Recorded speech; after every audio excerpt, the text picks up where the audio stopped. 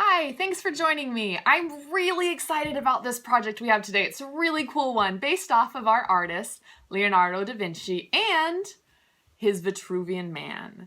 Now, you've probably seen this image before. It's about as recognizable as the Mona Lisa, which is truly amazing considering the fact that he never meant anyone to really see it other than maybe some friends he showed it to. It wasn't meant to be displayed. It was in his journal, in his personal notebook where he wrote down his ideas and his research. So, how did it become so famous and why did he draw it in the first place? Now, the Vitruvian Man is a study in human proportions based off of the writings of a Roman architect named Vitruvius, hence Vitruvian Man, Vitruvius. That's where the name came from. But an architect, what does that have to do with the human body? Well, Vitruvius believed that all architecture should be based off of the ideal proportions of a human body, which is kind of a different idea. You don't usually think that your house was built to resemble the proportions of your body, but maybe it was, I don't know. Or maybe it's Vitruvius's ideas have grown out of date. So this project combines math, which, architecture has a lot of math in it, combines math and art, which is also something a lot of people don't think have a lot in common, but they do. And so this is a great project for those of you who love math to see how you can use those awesome math skills in art. And for those of you who love art and hate math, this is a good learning opportunity for you to see how you do need to learn that math, how it can help your art, help you become a better artist. So let's get going. First off, what materials do you need? You need sidewalk chalk, string, scissors, a stick, measuring tape or a yardstick, and a clipboard with this worksheet, preferably. You could use just a paper, but you're gonna write down your measurements, and the worksheet I designed to really help you out there. Which you can download off of my blog at this address here. So go to that, download it, print it off, and you'll be ready to go. Okay, first things first, we need to make a compass. Now, not a compass that points north, a math compass, the kind that you put the little pointy part down in the middle and your pencil draws this perfect circle around it.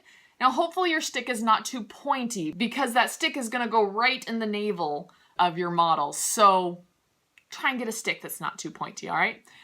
Take that stick and take your sidewalk chalk and you're going to tie the sidewalk chalk to one end of your stick. A little ways up from that, you're gonna tie a string that's going to be long enough to go from your model's navel or belly button to their feet with a little bit of extra space in there for fingers. So go ahead and make that compass. And then you need your model. So really this is a partner activity. You need to have at least two of you.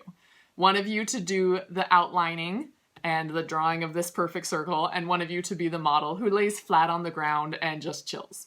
So model, lay flat on the ground with your feet together, heels flexed, feet pointing straight up at the sky, arms outstretched. Now your partner is going to trace you as precisely as you can. Try to make sure your chalk goes straight, that when you're tracing the head, you're not tracing, basically just the back part of it. But, just like at the doctor's office where they measure the top of your head, not the forehead or anything like that, try and get those measurements precise. And actually, when you get down to those feet, keep one of those feet pointed up at the sky and turn the other one to the side, okay? And now for that compass you made. So your model is going to hold the end of the string right over her belly button.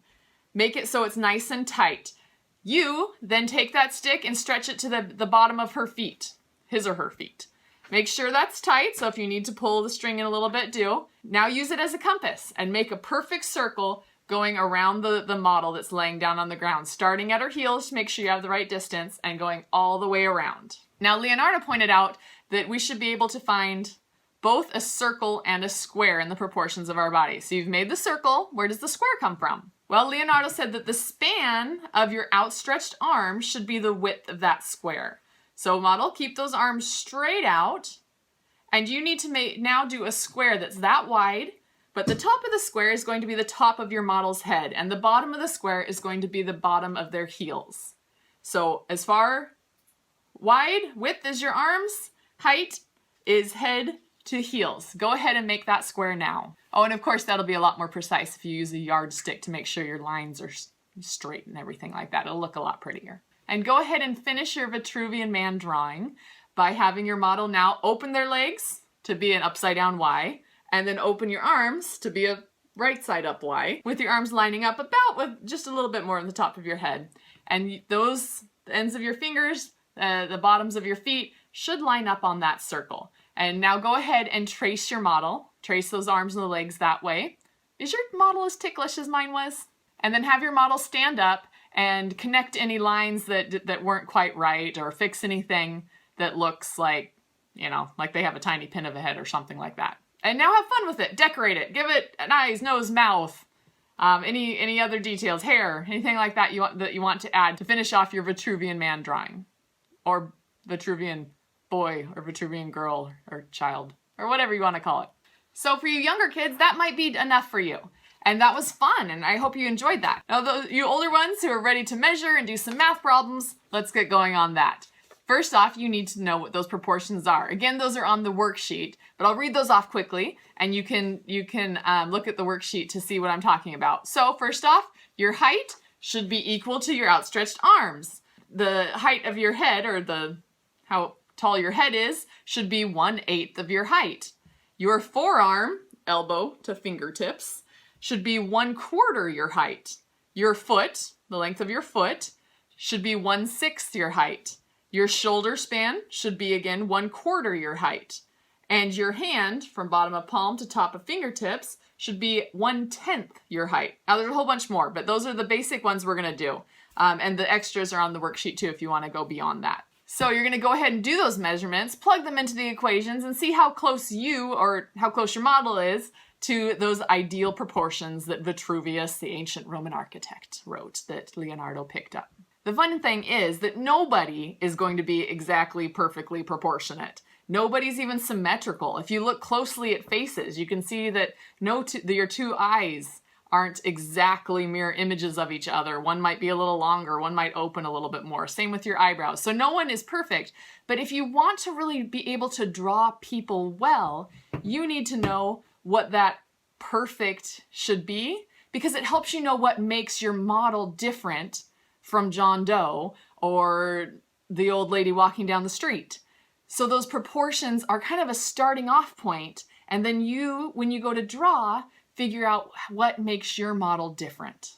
All right, so let's get started. First, you're going to go ahead and measure your arm span. So end of fingertip to end of fingertip. And you can use your chalk drawing on the ground, or you could use a live model. Either way. And you'll write down how long that is. My model, 48 inches. Then you measure height, top of head to bottom of heel. My model, 53 inches. Now those two numbers are supposed to be the same. Does 48 equal to 53? So it looks like my model's arms have a little growing to do to be the right length. Or, if I'm drawing her, I'll keep in mind that her arms are shorter than expected. Now go ahead and measure the length of your head. And we're not talking hairline, we're talking top of head here. And push down any puffy hair or anything like that. But top of the head to the bottom of the chin. Now that distance should be 1/8 an adult's height. Now I say adult because kids are proportionately very different than adults. Think of the difference between a baby and an adult. When a baby is born, their head is huge compared to the rest of their body, up to like 1/3 of their body. Imagine what your mom would look like if her head was 1/3 of her body. Again, this is something that can help you draw. If you're trying to draw a young child, their head is going to be proportionately bigger compared to the size of their body. Something to keep in mind. So if you're not full grown, your head size should be somewhere between that 1/3 and 1/8 your height. So my model's head was 8 inches long and her height is 53 inches, putting her head at proportionally about somewhere between 1/6 and 1/7 the height of her body, which is perfect because she's got some growing to do. It really is about where it should be for her age, which is great. All right, next, measure forearm, bottom of elbow to tops of fingertips. My model's was 13.5 inches. Now Leonardo says that should be 1/4 your height. So 13.5 inches times 4 equals 55 inches, which is pretty dang close to her height of 53 inches. So that's looking pretty good. Now we know that her arms were a little short, but apparently the forearm is not the problem. It's the upper arm. Now the length of her foot, big heel to toe, is 8 inches. Go ahead and measure yours. 8 inches is perfect because the length of her foot should be the same as the length of her head. And if she had 8 inches for her head, 8 inches for her foot. Awesome. However, her foot should be about 1/6 her total height. 8 times 6, 48. Real height, 53. Guess her foot has a little bit of growing to do. Now next, shoulder span. This is definitely a measurement that's easier for somebody else to do. It's harder to measure this yourself. But edge of shoulder to edge of shoulder, push down, sleeves that add to things. And hers was about 11 inches. Now your shoulder span should be 1/4 your height. So 11 inches times 4, 44. That's pretty shy of that 53-inch height. But that's not a huge surprise because looking at my model, who happens to be my daughter, she's not very broad of shoulders. She's got small shoulders. So that helps me know how to draw her. Knowing that she's got those small short shoulders, I can better make her look different than a linebacker. And now the length of your hand, bottom of palm to top of fingertips, should be about 1/10 your height. Now my model's was 5.5 inches, 5.5 times 10, 55, pretty darn close to that 53 inches. So her hand's looking pretty good. And that's it. You'll notice, like I said, that I added some of those extra measurements on the bottom of your paper, like the fact that your chin to your nostrils should be 1/3 of your face and should be equal to the nostrils to the eyebrows, should be equal to the eyebrows to the hairline. Don't ask your dad to do this one if he's got one of those receding hairlines. He might be kind of sensitive about that. Your ear should be the same as your nose. Your palm should be 4 finger widths. And your palm size should actually be 1/24 of your height should be 24 palms high. My model's was actually 21, which surprised me. It looked like we weren't going to get anywhere near there, but it was actually pretty close. And those other ones that are on that list, go ahead. Remember, that's on my blog. You can download that worksheet and make things a little bit easier for you as you do those calculations. And especially those smaller ones, you might need a partner's help to help measure, some of those distances and stuff. Just pick a partner that you're sure isn't going to be sticking their finger anywhere you don't want it. So find a partner you trust. So again, I want to emphasize that there is no perfectly proportioned person. And perfect is really all relative, but I do like how proportions help us see. Like my model, my daughter, for example, is pretty short for her age. And yet when we look at the proportions, she's proportionately where she should be pretty much. Her head is a good size for her body. Yes, overall she's short, but it's not like she's way out of whack. But even if she were, that's what makes her uniquely her. And knowing these ideal proportions help us know, like I said, how to draw somebody and make it look like that person instead of just a generic boy or girl. So have fun with this. If you don't like math, it really is useful. If you do like math, go crazy.